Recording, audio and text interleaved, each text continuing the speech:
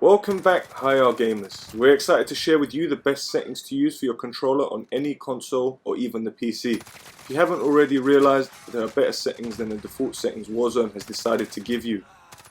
By the end of this video, you'll be playing more like a pro with your new and improved settings. Let's jump straight into this video so we can get on with winning Warzone. So, you want to start by pressing your options button in the Warzone menu. First, what we're going to start with is your Battle Royale button layout. So basically, normally it's set on default, or there's another one, I can't remember what it's called, but it's terrible. It makes your ping L1 or something like that.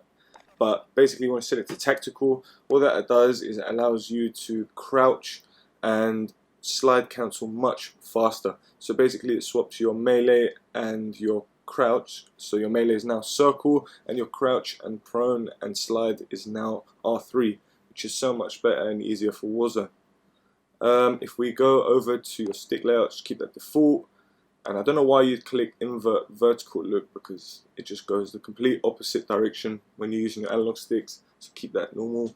The dead zone is basically, the lower your dead zone, the more sensitive your analog sticks are, so it can cause unintentional movement if it's, too high or low, depending. So it's better to lower it down, that way you can be more accurate when it comes to gunfights.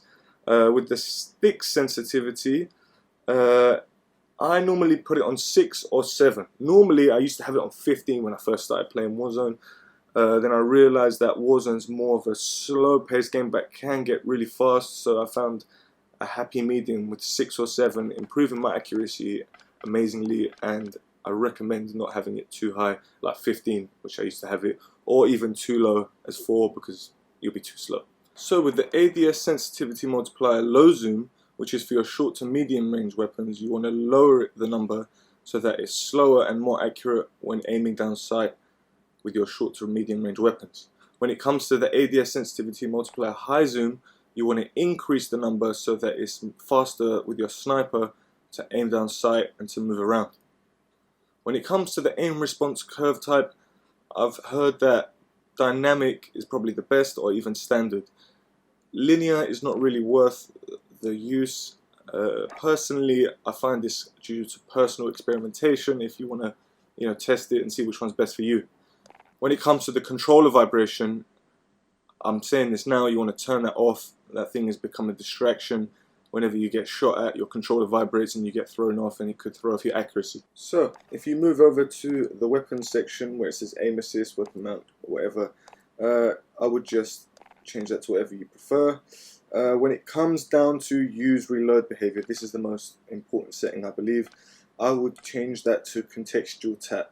It saves you so much time when picking up things or whatever it may be, like especially when it comes to a whole bunch of things on the floor and you just want to pick up with the items quickly.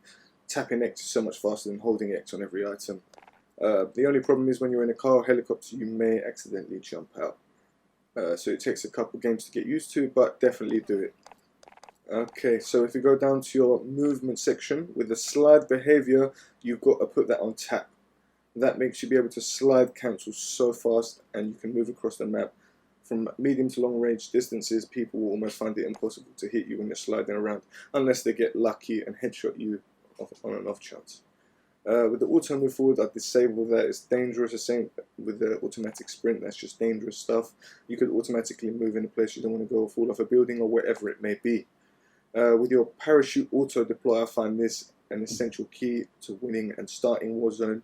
It's landing first. It's an important part of the game. So by turning it off, you can land at the last second, which 13 meters is, as you know, the highest you can fall and survive. So disable that and get used to cutting the parachute on your own at a short height. Okay, so moving on to your general settings, you want to go down to your brightness, which obviously goes differently to any TV screen. So you want to make it barely visible in the middle. Again, it's only preference. The safe area, again, it's preference. If you move down to the film grain, you will notice that on the right hand side it's very grainy, and on the left hand side it's not grainy at all. I don't know why you'd have it on 0, and I don't know why you'd have it on 100, but I just put it on 0.05 just as a safety measure, as I don't know why they'd even include film grain as an option. If you go down to colorblind type, It's personally preference again. I keep it on disabled. I've always played on disabled, but a lot of people play on Deuteranopia, which they find is very vibrant when playing Warzone and Call of Duty as a whole. If you go down to world motion blur and weapon motion blur, I find this is so important. This throws people off like badly. You can see by the pictures on the left and the right side being so blurry and the left side being so clear. When you're moving around, you don't want to see all this blur because there might be an enemy to your left, right, or even above you, or even in front of you, so you might miss out and die. So that could ruin your game, so disable that definitely. So when it comes to your HUD, the mini map shape is normally round, but you need to change that to square because it gives you an extra 25 to 30% extra map space. This is so important. You can see enemies clearer and you will definitely find this helpful. With the mini map rotation, I enable it because I like it to follow my direction and it makes it easier.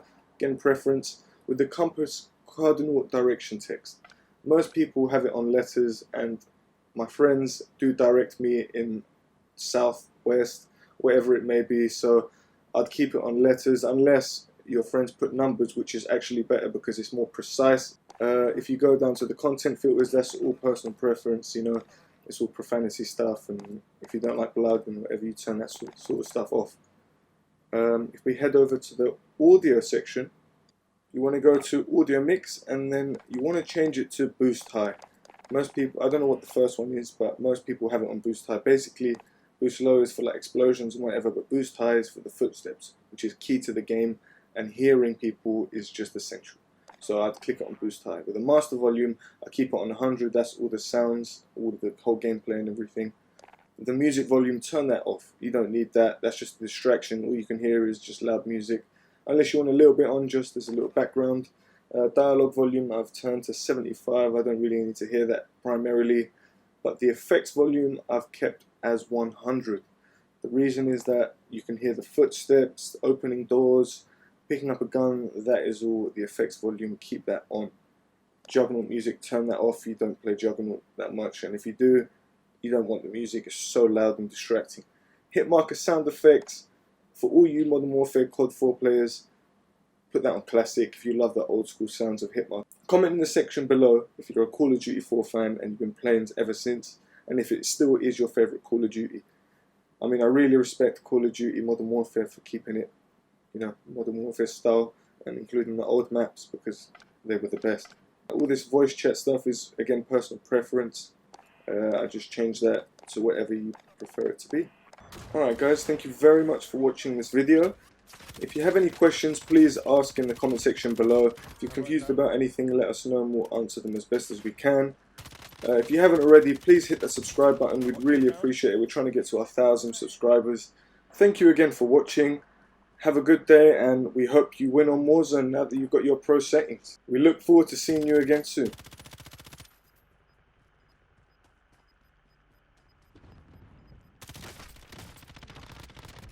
I've got one.